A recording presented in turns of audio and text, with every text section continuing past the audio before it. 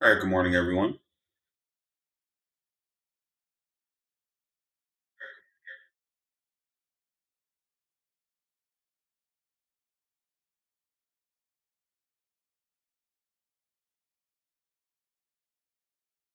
All right, let's get started. Um,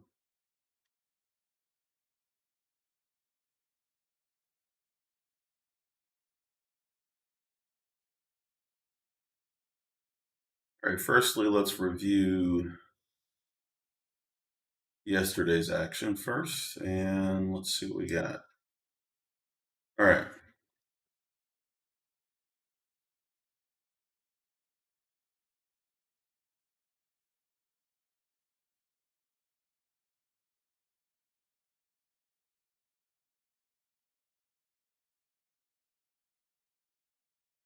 all right. Firstly, we have AWIN, a win, which is right here.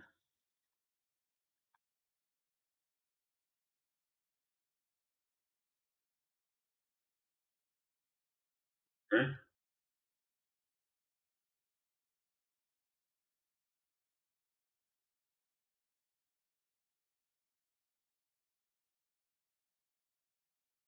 All right, so AWIN. First part of the day, you had a decent move up. Went from 201 up to 255. Now, this stock was identified pre-market. Okay, only two stocks were really identified pre-market yesterday. This was one of them, AWIN.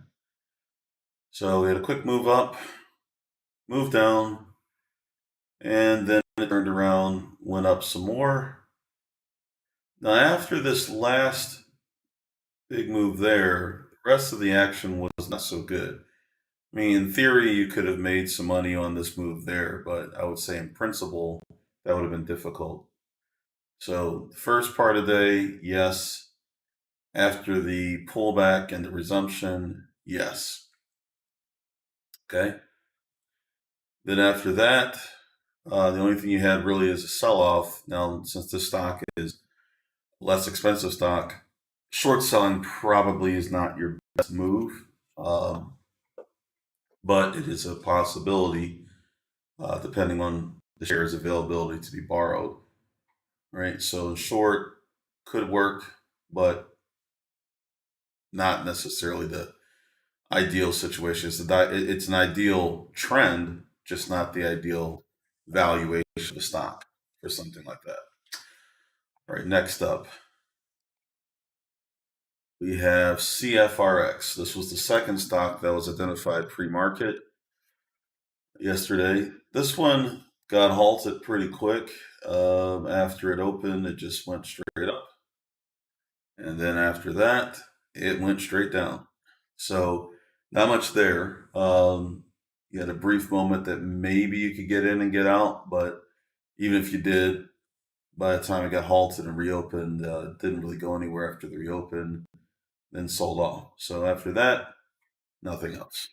So that stock pretty much was dead in the water for most of the day. Now, one of the better trades was T-Mobile. Now, this is a stock that has persistently been able to give us some good trades over the last several weeks. So this is the open right here. Now, notice it was kind of hard for me to detect where the opening price was. Why? Because if you look at the chart, it almost looks like all of this is one day because there's no major gap in the price, but this is the actual opening bell from yesterday. So it's just a nice continuation of a previous move where it started to move up on the 24th, Friday, and then continued that move on the 27th. Now, first it did move down and then it started to move up. We didn't spot this stock right at the start. We spotted it in the middle of its movement. However, we were able to find a good entry point. It's not so obvious on the 5 minute chart, but on the shorter term chart at 1 minute, it would have been clearer. Either way, this turned out to be a very good move. The stock went to the first target, which was 146, and it went there exactly to 146. Now, of course, the targets that I set, in the coaching room, they're based on a lot of data. And a lot of people ask, well, how do you figure this out? Well, the short answer is it takes a lot of time to learn how to do it. And I also basically have programmed this stuff into algorithms that I use. So, in short, I don't really have to do it manually anymore. If I did, it would take a lot more time. But I have it basically automated to automatically find me levels. Okay. Now, these levels are based on a lot of things. They're based on mostly opens and closes of different time settings and also on options data. Those are the two major things. Okay. There are a few minor other things too, but those are the major things. So, in short, what I'm doing is extracting information from the markets that I found to be reliable in anticipating where prices might go. And then I can also use volume data, which is also extremely useful. However, in the particular algorithms I'm using, I don't usually have that programmed in. I just reference it from other chart information. So, as I say in the webinars, I spend thousands of dollars a year on data. That's an understatement. But basically, this is something you get access to, of course. So if you have any stocks and you're looking at intraday, you're curious about where I think it might go, just ask, as you see other people doing, and I specifically will detail it. Now, if it's a stock that doesn't have much of a track record, which some stocks don't, it'll be harder to do that. So some stocks, very vague, hard to say where they should go. So it's usually not unusual for the targets to be hit within a few cents, depending on the price of the stock. So this is not unusual. So basically, it hit the target and then it turned around, sharply went down. Okay, so there was also a short selling opportunity here. And this one couldn't have been any better. You had a straight move up and a straight move down, right? Not like it really spent a lot of time hesitating. I don't put out a lot of short selling opportunities in the room, mainly because most people don't day trade or don't short sell when they day trade. But in the event that you do, this would have been a nice opportunity, okay, based on the way it traded. So well outside of the VWAP channel, turns around and sells off. Then after that, it actually just continues to sell off. So this move here was basically some consolidation and it moves lower. Then you have what looks like an attempt to reverse, but it fails and goes even lower. So for the most part, after this, the stock was on a downward trend. All right, next up is MLEC. Now, this is not a stock that I was mostly watching. One of the members pointed it out. It did have the right volume profile after the start of the session, but basically it went up quickly from an opening of 892 to about 1069. So this was identified by one of the members in the coaching room, pre-market. Had a sharp move up, then it gaps higher and sells off. And that was it. I mean, done and done. Okay. So, in short, while this um, while this was definitely exploitable, and it did get halted, by the way. Unfortunately, it didn't last very long. Now, again, it's possible you might have been able to short sell this since it's in a price range that you might have been able to easily find shares, but I don't know. So after that, it turned around, went down. So it got halted on the way up, halted on the way down, and then it just went lower. That was all. So unless you were very quick on the draw at the open, you would have missed it, which is fine. Okay. All right. Coinbase was brought up, but it didn't really do much. One of the members mentioned this. This is a stock that a lot of people in the coaching room seem to follow. Didn't do much yesterday. It gapped higher, sold off, and then rebounded back up. But this sort of action, while it is definitely tradable, the transitions aren't as smooth as what we saw for T-Mobile. In other words, you get a lot of overlap, you get a lot of big breaks in the opposite direction after it starts to go down. So that's not really what you want. You want something that makes up its mind to change direction and keeps going. So in this case, would have been a lot of times where you probably would have gotten bumped out of a trade simply because you had a quick flash higher and then it goes down. or quick flash lower, then it goes up. So not really the ideal stock to trade yesterday. So, all right, then we have Beyond Meat. Now, this one was identified by me after I noticed that the stock was going down. Now, we've benefited from Beyond Meat a couple of days in a row. In this case, we had the move down first and then a reversal. Now, you guys might like to look for these. So you first have a sell-off that initiates the day, but then it turns around and quickly starts to go back up. So as soon as we started to see this transitional move here, that's where I brought it to everyone's attention, right in these two bars here, right? And then after that, it just kept running and running and running and running and running.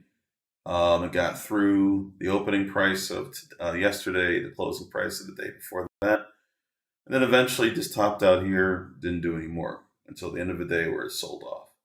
Now, this is a definite opportunity for a short sale at the end of the day and a definite opportunity for a rally towards the beginning. Okay, so I noticed that several people took advantage of those. T-Mobile and Beyond Meat were basically the two stocks I was mostly following. The other one was Tesla, which did have a decent day yesterday. Let me just go over that really quick. So here's TSLA. Opens the day, moves up, long pullback, and then turns around, starts to go up again to new highs. So definitely at the beginning of the day, this was exploitable, no question about it. And then the reversal here was also exploitable. So two good moves. I would say the short selling opportunity wasn't so great here. I mean, you could do it, but the action wasn't so good. It did move down, but definitely this was more bullish opportunity yesterday. So two opportunities, first at the open and second towards the middle of the day. Then lastly, we got Mara. Now, Mara looked like it might move. I didn't put that down as a pre-market opportunity. I just saw that intraday it looked like it was doing something similar to Beyond Meat, except Beyond Meat started lower and went up, which is better. Mara started off where it was up, pulls back, starts to go up, but it wasn't really smooth. So I would say in general, you may have been able to walk away with a little bit out of this, but not much. More of a headache than it's worth. So in short, Mara was not something I was focusing on. Okay. So yesterday there were other opportunities too. We did have uh, some financial news that came out that kind of upset the day. I mentioned to stay away from stocks once that news came out. That was what basically ended the rally for Beyond Meat. So in short, once we had some economic news, which if I remember was Fed member Jefferson speaking, that basically turned the tide of the market and it turned it bearish. So anyway, so with that said, let's take a look at what we've got pre-market today. All right. So looking at my list,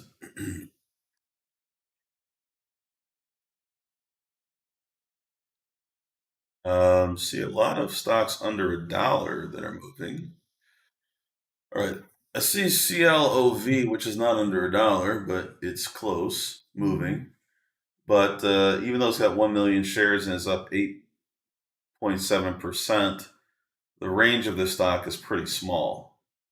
Even after earnings, it's only moved about 13 cents. I generally don't like to chase after stocks like this, even though technically they can make you some money. If they're not moving in a large enough range, it's kind of a waste of time. So, yes, you can make a nice percentage gain, but you got to cram a lot of stocks into it. You also have to factor in your fees for trading. So, in short, I don't think it's worth it. So, I'm going to skip this one. If you want to look at it, go right ahead. But probably won't move enough. But if it does, I'll notice it. It'll show up on our radar somewhere. Okay, next up is lots of stocks that are under $1. Here's another one. It was over $1, now it just went under. OCGN, 1.1 million shares. Again, the range of movement's not that great. Even with the biggest spike that it made to 118, it's only moved about 18 cents, which is not so bad at this price point, but doesn't look like the stock is determined to go anywhere. So again, I'll skip it. All right, here's one that might be an opportunity because it has some movement. Intelligent living applications, 3.4 million shares, up 30%, which is equal to 37 cents. So that's enough of a range that we might be able to do something. Also, the action seems to be continuing. Now, when this market opens, my guess is that this looks like it's going to end up being a pump and dump based on the way it looks now. So we're expecting it to sell off at the open or thereabouts, but it may surprise and continue to go up. So it's always worth watching. Now these stocks, even though they're pump and dumps, generally we're not going to have much opportunity to short sell them, but we may have an opportunity to buy them if some buyers really kick in. So for that reason, I'm putting it on the radar for this morning, but just bear in mind that probably it's going to sell off at the open. Okay, that's how they usually play out anyway. Um, Next, let's see.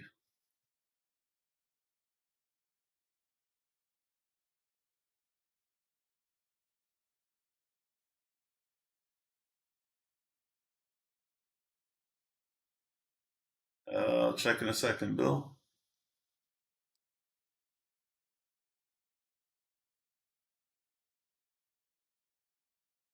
All right. A little bit of a short list today. Let's see. This one might RNER Mount Rainier acquisition, 3.4 million shares, $2 change in price, 41%. Okay, that looks interesting. I'll add that to our radar. Symbol RNER. Excuse me. Okay, got that. So that's a possibility. Shows some promise. Next up, we've got FFIE, and well, there you go.